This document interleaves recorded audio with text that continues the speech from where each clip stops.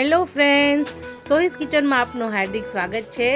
તમે જોઈ જ લીધું હશે કે કેટલો સરસ આપણો પફ બન્યો છે।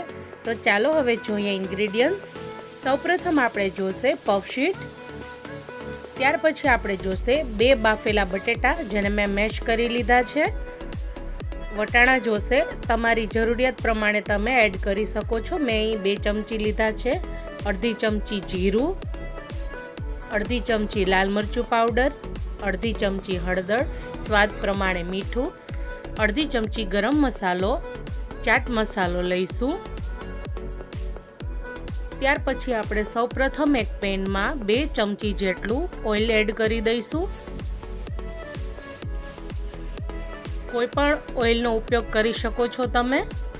ત્યાર પછી આપણે તેમાં અડધી ચમચી જીરું એડ કરીશું અને આપણે તેને સતરાવા દઈશું જરા।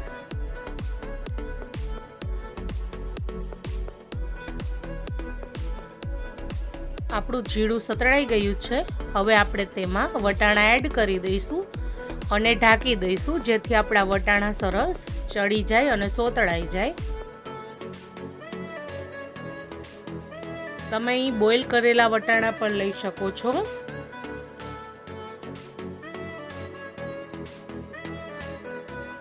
ઢાંકણ ખોલી અને આપણે હલાવી લઈશું જરા।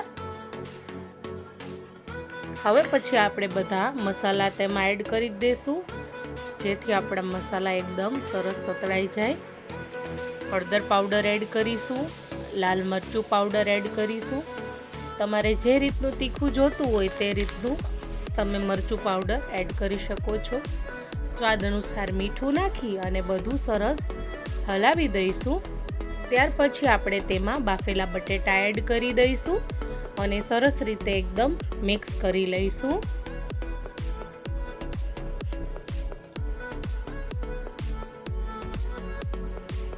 બટેટાને એકદમ મેશ નથી કરવાના, થોડા અચકચરા જ રાખવાના છે।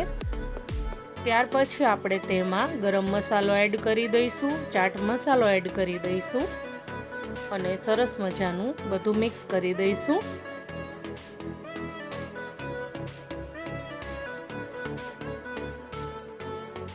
ત્યાર પછી આપણે સરસ મિક્સ કરી તેમાં કોથમરી એડ કરી દઈશું।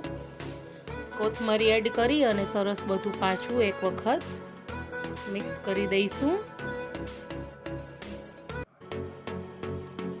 આપણું સ્ટફિંગ પફ માટેનું તૈયાર થઈ ગયું છે। થોડી વાર તેને થળવા દઈશું। ત્યાર સુધીમાં આપણે ઓવનને પ્રીહીટ કરવા માટે મૂકી દઈશું। મેં 10 મિનિટ માટે પ્રીહીટ કરવા મૂકેલું છે 180 ડિગ્રી પર।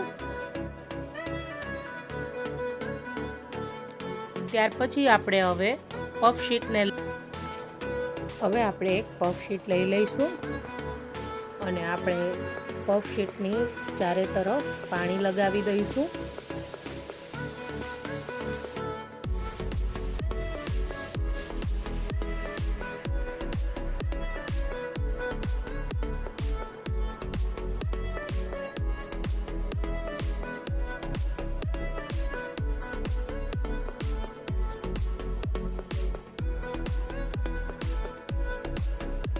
હવે આપણે તેમાં સ્ટફિંગ એડ કરી દઈશું।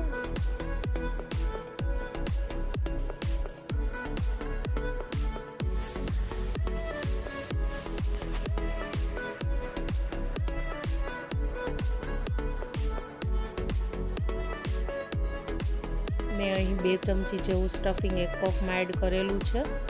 જો તમારે સ્ટફિંગની ક્વોન્ટિટી ઓછી કરવી હોય તો પણ તમે કરી શકો છો।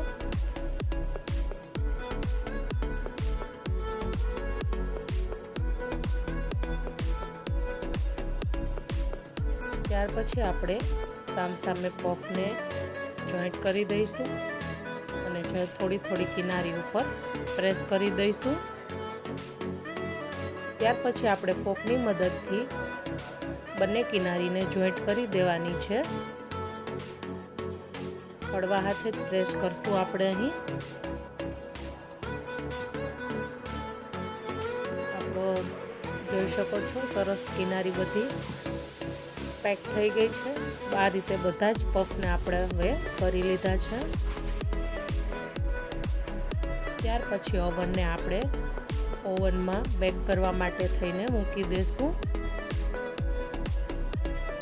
પફને આપણે અહીં 20 મિનિટ માટે 200 ડિગ્રી પર અથવા તો 180 ડિગ્રી પર બેક કરી લેવાના છે. ત્યાર પછી જો તમને વધારે બ્રાઉન પફ જોઈએ તો તમે તમારી ચોઈસ પ્રમાણે તે કરી શકો છો.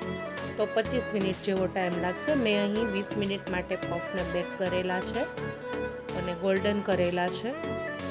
તમે જોઈ શકો છો ધીમે ધીમે આપણા પફ સરસ મજાના લેયરિંગ થવા લાગ્યું છે.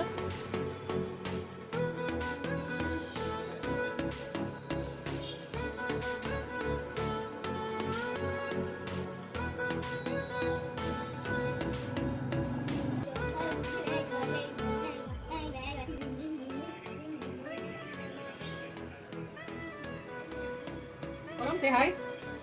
Say hi. પરમ વિવાન વેઇટ કરીને બેઠા છે કે ક્યારે પફ બને.